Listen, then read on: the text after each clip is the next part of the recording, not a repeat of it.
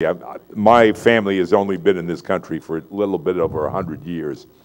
And when I was in England, I was the rabbi who was at the celebration of the 50th anniversary of the Queen's coronation in 52. And she became Queen in 52.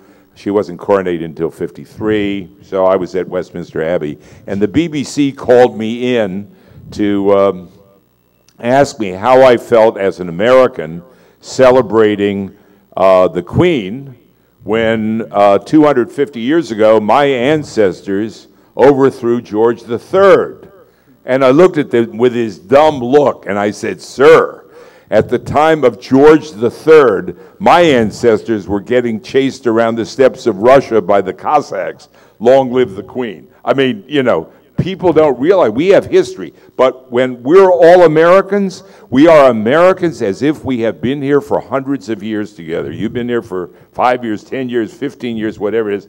You own this country now, and we got to own the responsibility for the original sin of the way that we treated African Americans, the way we did it not only in slavery, but in Jim Crow, and the way through all sorts of ways we've continued to treat them and to make sure they stay as second and third class citizens. We got to own that and work to overcome that.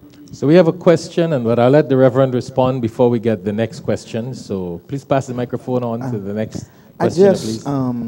Friday of last week, I was in Ghana. Led a pilgrimage of some members and some friends of our church to visit 2 of the slave castles. My second time visiting the Cape Coast slave castle. Walking through the door of no return.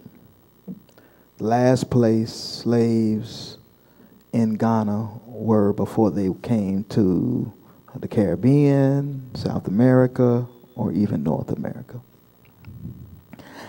I juxtapose that with being a 5th generation Floridian whose great-grandmother and great-grandfather were slaves.